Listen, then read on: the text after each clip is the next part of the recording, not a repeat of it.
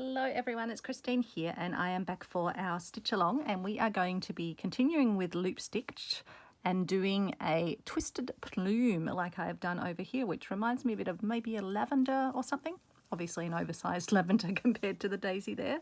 So I'm going to use this purple 4mm silk ribbon and I'm going to pop through from the back. I like to put a little knot in my ribbon. I don't know if that's typical. In fact, I don't think it actually is. Now, to start it off, the book says to stretch it up to the top flat and then bring it back over your finger and then take it back down into the fabric just below where you came out. So,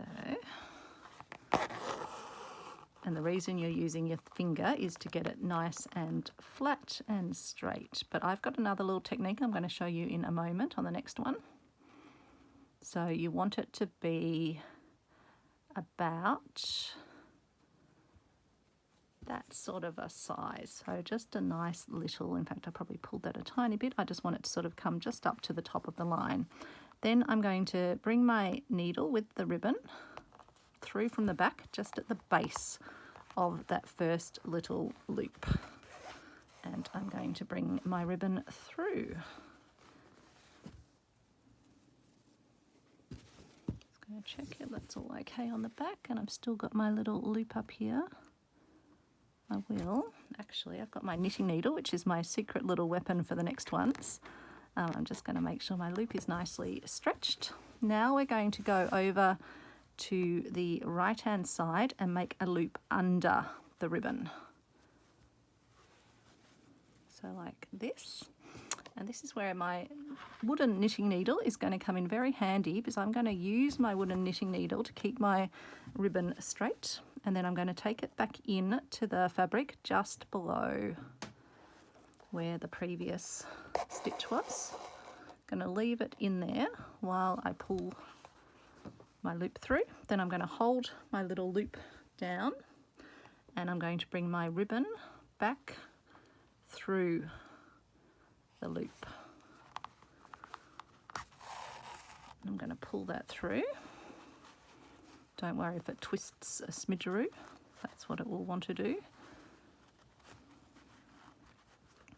And then we're going to come out to this side, and again I'm going to shape it around my knitting needle, and then we're going to take it back into the fabric just a little bit down again.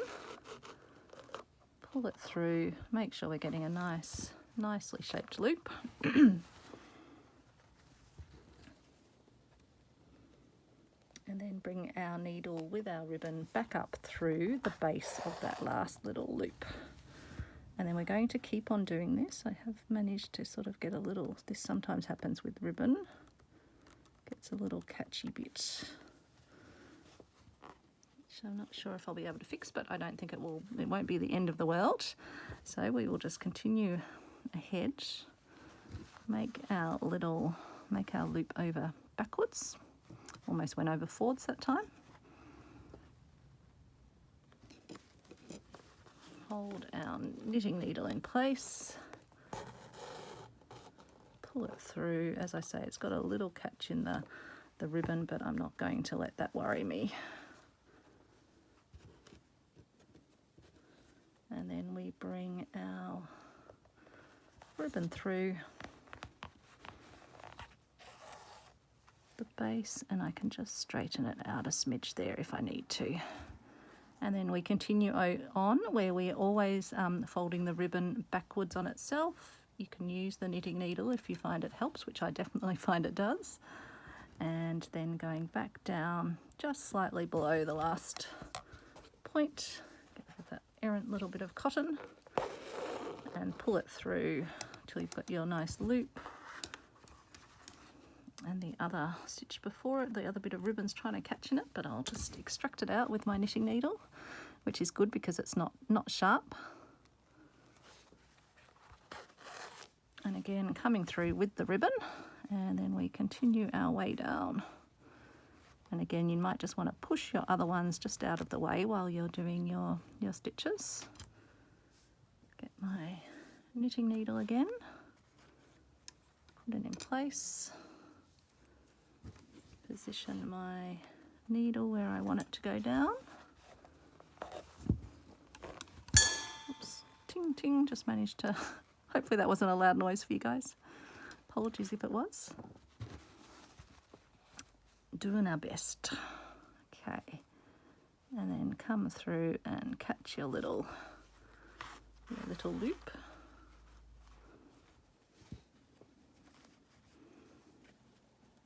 And then our next one, we go back into the fabric, about there. Position my, probably be easier with a quite slightly shorter knitting needle, but that's okay. We'll try not to play percussion on the filming apparatus.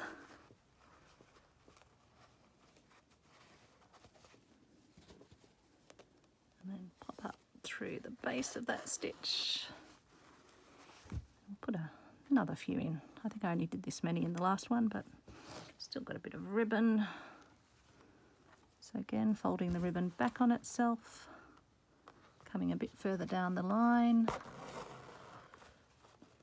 pulling it just to the tightness that we want. And the knitting needle's great because it means you get the same size loops without too much fuss.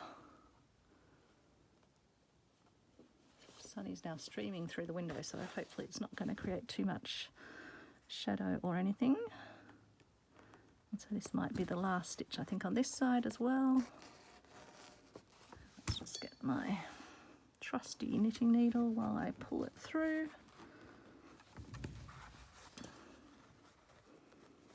Perfect size little loop.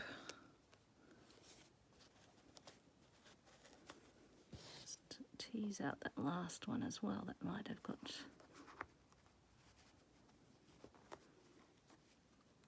Tease out that one as well, yep. Okay, and then we'll just take our ribbon to the back below the last little point, and that will just hold our little plumey bits in place. And I can just pop that underneath, and then that will be done.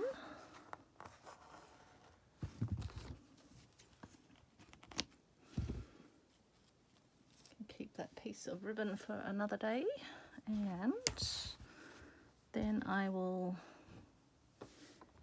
get my green thread and I'll just pop in a nice little stem coming down from just below where the ribbon is. Pop out. So I've just got a knot on the end of this thread. I will come down to the bottom, and then I'll put some little leaf couching stitches in, which will just help to hold the thread in place nicely.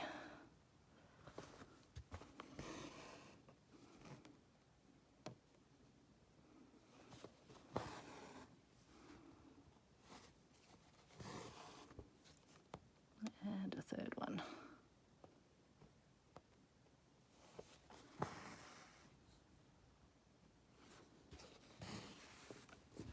There you go.